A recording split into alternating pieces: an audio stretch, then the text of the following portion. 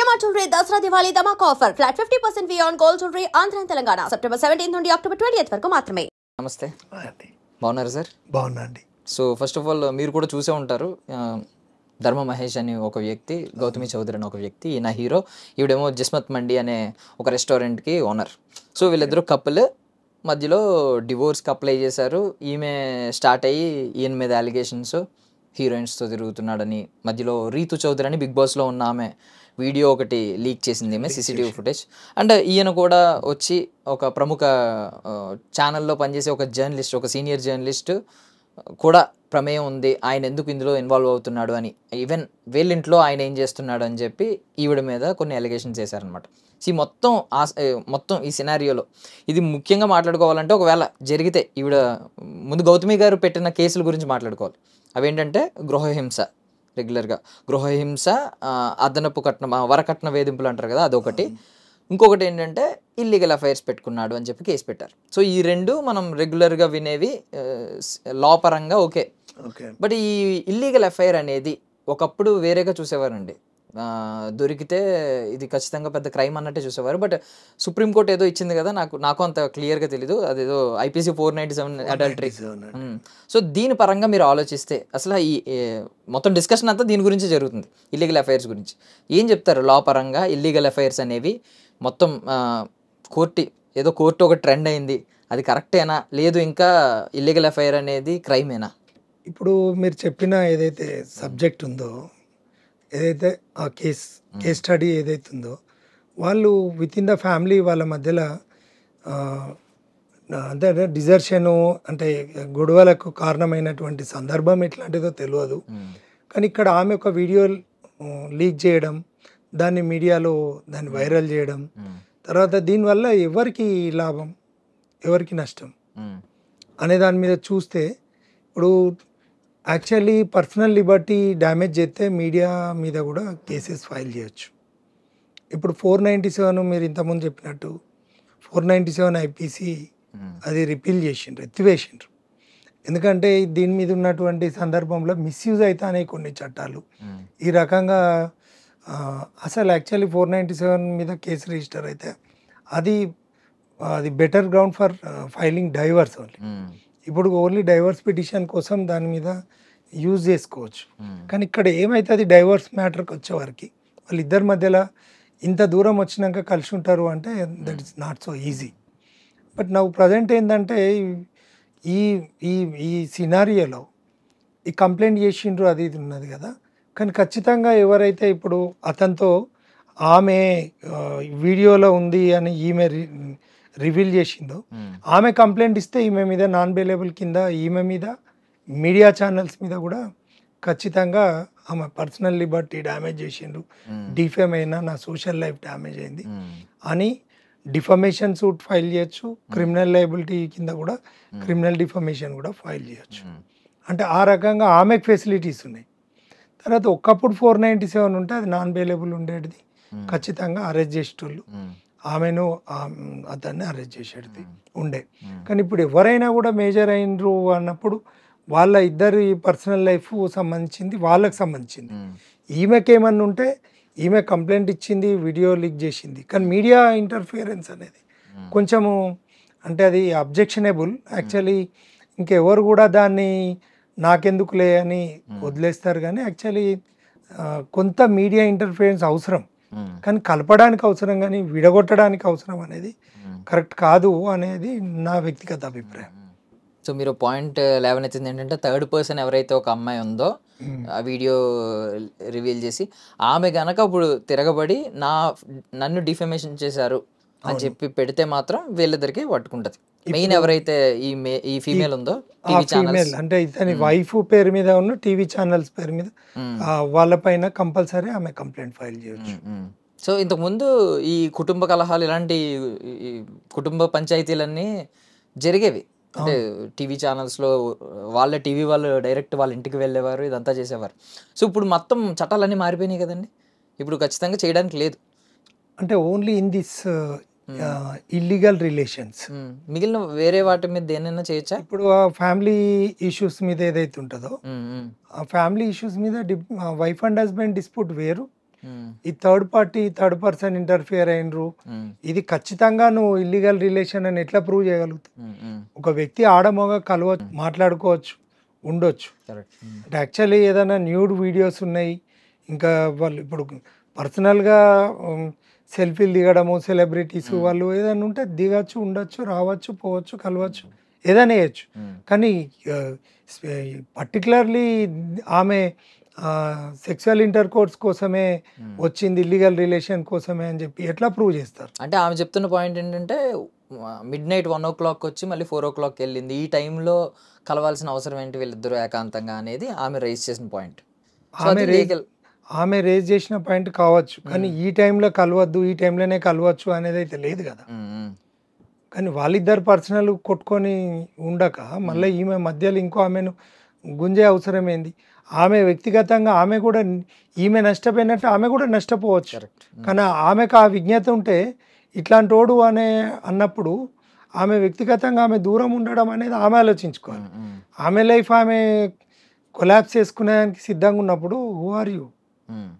నీకు రైట్ లేదు కదా అడగడానికి. థర్డ్ పర్సన్ కోర్ట్స్ జడ్జిమెంట్స్ చెప్తున్నాయి కదా.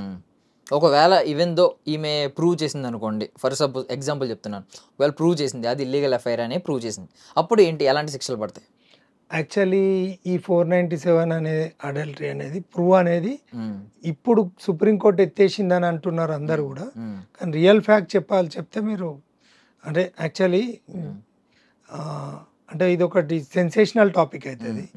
ఏంటంటే యాక్చువల్లీ 497 అనేది దాని కింద ఒక హస్బెండ్ వైఫ్ మీద కంప్లైంట్ చేసిన, వైఫ్ హస్బెండ్ మీద కంప్లైంట్ చేసిన, 497 అడల్టరీ ఏం చెప్తుందంటే ఒక వైఫ్ కానీ హస్బెండ్ కానీ ఒక వ్యక్తితోటి కంటిన్యూస్గా 3 టైమ్స్ అదే వ్యక్తితోటి ఆమె సెక్సువల్ ఇంటర్ కోర్స్ చేస్తే 3 or more టైమ్స్ కనుక రిలేషన్లో ఉంటే అప్పుడు అది అడల్టరీ కిందికి వస్తుంది, అప్పుడు ప్రూవ్ అవుతుంది, కన్విక్షన్ అవుతుంది. వాళ్ళిద్దరూ పార్టిసిపేట్ అయి ఉన్నప్పుడు ఉంటే ఈమె పోయి కంప్లైంట్ ఇవ్వాలి, పోలీస్ ఎఫ్ఐఆర్ చేయాలి, వాళ్ళ samples, medical samples, semen samples ఇవన్నీ మ్యాచ్ అవ్వాలి, అయితేనే అవుతుంది. ముఖ్యంగా మన judiciary system, Indian judiciary system ఎట్లున్నాయంటే అడ్వర్సోరియల్ సిస్టమ్ అని అంటారు దీన్ని. అంటే ఇప్పుడు ఏదైతే నాకు ఏదన్నా హామ్ అయింది, క్రైమ్ జరిగింది నా పైన, నన్ను ఎవరైనా అటాక్ చేసిండ్రు, ఏదన్నా కానీ నేనే కంప్లైంట్ ఇవ్వాలి, నేనే పోలీస్కు ఎఫ్ఐఆర్ చేయించుకోవాలి, ఇన్వెస్టిగేషన్కి కోఆపరేట్ చేయాలి, విట్నెసెస్ను ప్రొడ్యూస్ చేయాలి, కోర్టులో ఛార్జ్షీట్ వేసుకున్న తర్వాత మళ్ళీ బోనెక్కి సాక్ష్యం చెప్పాలి, తర్వాత ఈ సాక్ష్యాలను అక్యూజ్డ్ తరపున ఎవరైతే నా పైన దాడి చేసినటువంటి వానిపై ఆడొచ్చి కాలేజీలోకి వచ్చి నిలబడ్డట్టు ఏదో ఉంటారు, కానీ వాళ్ళ అడ్వకేట్ వచ్చి మన విట్నెసెస్ను క్రాస్ చేస్తారు. ఇంకా జ్యుడిషియరీ సిస్టంలో 100 మంది నేరస్తులు తప్పించుకున్న పర్లే, ఒక నిరపరాధికి శిక్ష పడద్దు. ఇప్పుడు ఎవరైనా బాధితులు వాళ్ళు బాధతో ఉంటే వాళ్ళే నాకు బాధ జరిగింది ఇదని, రేప్ జరిగినా, మర్డర్ జరిగినా, కిడ్నాప్ జరిగినా, what ever it is, in any crime this is the system is going on in India. అంటే ఈ సిస్టమ్ అనేది ఉంటుంది. ఇప్పుడు సివిల్ లాకి వచ్చినప్పుడు నా భూమి కబ్జా అయింది నా భూమి అంటే నా భూమి అని నేను ప్రూవ్ చేసుకోవాలి. దానికి అంటే ఒక అడ్వకేట్ ప్రొఫెషన్కి వచ్చినప్పుడు అడ్వకేట్ దగ్గరికి తప్పుడు వ్యక్తి వస్తాడు, సరైన వ్యక్తి వస్తాడు, డిసైడ్ చేయాల్సింది కోర్టు. తప్పుడు వ్యక్తిని ప్రొటెక్ట్ చేసేదానికి ఒక 10 జడ్జిమెంట్లు 20 జడ్జిమెంట్లు ఉంటాయి, సరైన వ్యక్తిని సపోర్ట్ చేయడానికి 10-20 జడ్జిమెంట్లు ఉంటాయి. ఇదంతా కన్ఫ్యూజన్ అనేది జరిగిన పరిస్థితులలో జడ్జి ఏ బేస్డ్గా డిసిషన్ తీసుకోవాలి అన్నప్పుడు డిస్క్రిషనరీ పవర్ వాళ్ళకు ఉంటుంది. ఇంకా న్యాయం జరుగుతుందా జరగదా అనేది depending upon the merits of the case. అంతేగాని ఇక్కడ మనం ప్రూవ్ అవుతుంది ఖచ్చితమని ఏ కేసులో కూడా ఎవరు కూడా చెప్పరు, ఈవెన్ ద జడ్జి కూడా చెప్పరు. ఒక మర్డర్ అవుతా అంటే జడ్జు చూసిండు అనుకో, ఆ మర్డర్ చూసినా కూడా ఆయనే డైరెక్ట్గా నేను చూసినా అని చెప్పి కన్విక్షన్ ఇవ్వడానికి లేదు. ఒకవేళ ఆయన చూసిందని చెప్పాలంటే ఆయన విట్నెస్ బోన్లో పోవాలి, విట్నెస్గా సైట్ చేసుకోవాలి, సాక్ష్యం చెప్పాలి, వాళ్ళ అదర్ సైడ్ అడ్వకేట్ వచ్చి క్రాస్ చేస్తేనే ఆయనది విట్నెస్ చెల్తుంది. అంటే దట్ ఈస్ అ సిస్టమ్. ఆ సిస్టమ్స్ కాబట్టే వీళ్ళందరూ కూడా రాంగ్ డూయర్స్ అందరూ కూడా మన ఎవరైతే విక్టిమ్స్కు బా వాళ్ళకు జస్టిస్ జరుగుతలేదనేది ఇప్పుడు అందరి ఒపీనియన్ అది. సో నార్మల్గా అడుగుతున్నాను, అంటే బేసికల్లీ మీ లాయర్స్ అందరికీ, అడ్వకేట్స్ అందరికీ ఈ ఇండియన్ కాన్స్టిట్యూషన్, మీ లాయే మీకు ఒక పవిత్ర గ్రంథం. సో మీరు ఖచ్చితంగా ఏం అప్డేట్స్ వచ్చినా, ఎలా మార్పులు చేర్పులు జరిగినా మీరైతే దాన్ని ఫాలో అవుతారు. మీరు అలా ఉంటారు కట్టుదిట్టంగా. బట్ పర్సనల్ ఒపీనియన్ ఒకటి ఉంటుంది బేసికల్లీ. ఇప్పుడు ఎప్పుడైతే సుప్రీంకోర్టు ఇది ఎత్తేసిన తర్వాత ప్రతి ఒక్కరు అనుకున్నది ఏంటంటే, మన దేశంలో ముఖ్యంగా అందరూ ఏకపత్ని వ్రతులు అని చెప్పి ముందు నుంచి అది ఉండేది. మనం అంతా కొంచెం మన సంస్కారం, మన సాంప్రదాయం ఇవన్నీ వేరు వేరని. బట్ దీని తర్వాత ఏంటంటే కొంచెం విచ్చలవిడితనం వచ్చింది, ఒక ధైర్యం వచ్చింది, ఎవరెవరితోనైనా ఇల్లీగల్ అఫైర్ పెట్టుకోవచ్చు. ఇది రావడం వల్ల కొంచెం నిజంగానే మన సంస్కృతి సాంప్రదాయాలు చెడిపోయాయి అనే పబ్లిక్ ఒపీనియన్ ఉంది. దీని మీద మీరు మీ పర్సనల్ ఒపీనియన్ అండి? పబ్లిక్ ఒపీనియన్ ఉంది, దాన్ని యాక్సెప్ట్ చేయొచ్చు. బట్ ఏంటంటే ఇప్పుడు లా 497 యాక్ట్ ఉన్నప్పుడు కూడా ఎవరికి కూడా జస్టిస్ జరిగింది లేదు. కాబట్టి ఉన్నటువంటి సందర్భంలో దీనివల్ల గొడవలు అవుతున్నాయి, ఒక అండర్స్టాండింగ్ తోటి ఉండమని చెప్పేసి ఒక మెసేజ్ అని అనుకోవచ్చు. అంతేగాని ఇప్పుడు ఈ చట్టమే వచ్చి ప్రొటెక్ట్ చేస్తుంది అంటే ఇది ఎవరికి కూడా కాదు. వైఫ్ అండ్ హస్బెండ్ మధ్యలో వాళ్ళిద్దరు అండర్స్టాండింగ్ ఉండాలి, వాళ్ళకు ఒక సోషల్ లైఫ్ ఉండాలని కోరుకోవాలి, వాళ్ళంటూ ఒక ఫ్యామిలీని ఎస్టాబ్లిష్ చేసుకోవాలి, సొసైటీలో అనుకోవాలి, ఒక సోషల్ మోరల్ వాల్యూస్ తోటి ఉండాలనుకోవాలి. చట్టం ఎప్పటికి కూడా ఎవరికి కూడా కాపలా ఉండదు. చట్టం ద్వారా న్యాయం జరుగుతుంది అనుకోవడం, భార్యాభర్తల మధ్యలో అంత దూరం పోతారు అంటే ఎక్కడ కూడా న్యాయం జరగదు. న్యాయం భార్యాభర్తలు ఇద్దరు కూడా వాళ్ళిద్దరే చేసుకోవాలి. మెయిన్లీ గుర్తుపెట్టుకోవాల్సింది ఏంటంటే వైఫ్ అండ్ హస్బెండ్స్ వాళ్ళ ఇద్దరి మధ్యలో ఒక మీడియేటర్ అనేటే ఉండొద్దు. వాళ్ళు ఏదున్నా వాళ్ళిద్దరు మాట్లాడుకోవాలి, వాళ్ళిద్దరు అండర్స్టాండింగ్లు ఉండాలి. ఇంకా ఎవరి పర్సనల్ లైఫ్ వాళ్ళది, వాళ్ళ పర్సనల్ లైఫ్లో వ్యక్తి నిర్మాణంగా ఉండాలి, ఎవరు వైఫ్ అయినా హస్బెండ్ అయినా. కానీ బలవంతంగా బ్లాక్మెయిల్ చేయడము, కేసులు పెడితే లొంగుతాడు అది ఇది అని ముందుకు పోతే చాలా దూరం పోతుంది. ఇప్పుడు మేము అడ్వకేట్స్ మా హస్బెండ్ ఇట్లా హరాస్ చేస్తానని వచ్చినా కూడా, వైఫ్ ఇట్లా హరాస్ చేస్తానని హస్బెండ్ వస్తే మేమేం చేస్తాం, నోటీస్ ఇస్తాం. కలిసి ఉండాలంటే పిల్లలు ఉంటే రెస్ట్రిక్షన్ ఆఫ్ కాంజుగల్ రైట్స్ అని section 9 of Hindu marriage act, లేదా divorce section 13(1)(b), mutual consent, ఇవన్నీ ఈ సెక్షన్స్ అన్నీ చెప్తాయి. ఈ సెక్షన్స్ ఎంతవరకు ప్రొటెక్ట్ చేస్తాయి, కానీ వాళ్ళకు ఉండాలి కదా. ఫస్ట్ ఆఫ్ ఆల్ ఏంటంటే prevention is better than the cure అన్నట్టు, అంత దూరం రాణించుకోకుంటుంటే బెటర్ అనేది నా ఒపీనియన్. ఇప్పుడు అదేదన్నా వాళ్ళ మధ్యలో డిజర్షన్ వస్తే, అంటే ఒక భేదాభిప్రాయాలు వస్తే దానికి పోలీస్ ఏం చేయలేరు, అడ్వకేట్ ఏం చేయలేరు, కోర్టు ఏం చేయలేదు. మళ్ళీ లాస్ట్ ఫైనల్లీ వాళ్ళు రియలైజ్ అయ్యి ఏదన్నా ఉంటే, ఇప్పుడు నా దగ్గర నేను యాజ్ ఏ ప్రాక్టీసింగ్ అడ్వకేట్గా నేను మ్యూచువల్ కన్సెంట్ డైవర్స్ అంటే ఇద్దరు అనుకోని కొన్ని కంటెస్టెడ్ డైవర్స్ కూడా తీసుకున్నటువంటి సందర్భంలో ఒక 6 కేసెస్లలో మళ్ళీ రీమ్యారేజ్ చేసుకున్నారు. మరి జడ్జి గారు ఆపినరా? మనం కంటెంప్ట్ ఆఫ్ కోర్టుకు పోదామా, లేకపోతే అడ్వకేట్స్ మేమిద్దరం అడ్వకేట్లను కొట్టుకోవాలా? మరి ఎన్నో పరిస్థితులలో వాళ్ళకి this is not the way అని చెప్పి రియలైజ్ అయ్యి వాళ్ళు కలిసిండ్రు.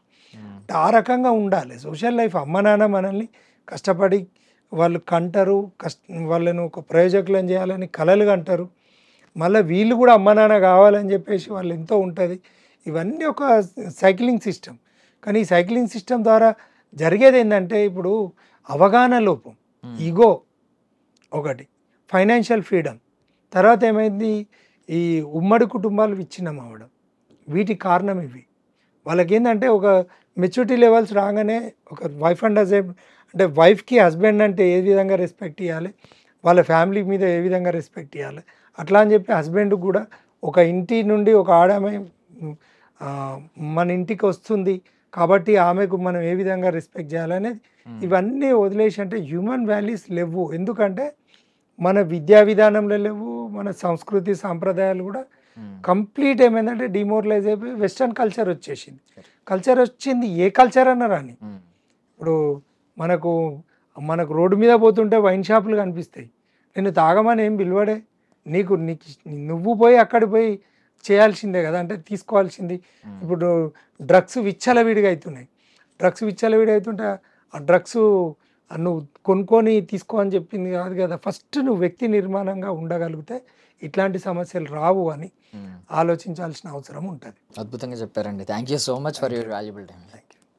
That's all for now. This is Darshan signing off. And for more videos, Please subscribe to iDream. Please subscribe to iDream. Please subscribe iDream. And please subscribe to iDream.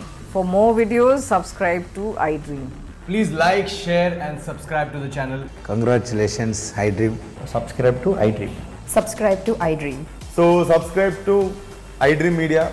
iDream ki iDream team andarki huge congratulations. Please subscribe iDream Media. Please subscribe to iDream. Subscribe iDream. Please subscribe to iDream.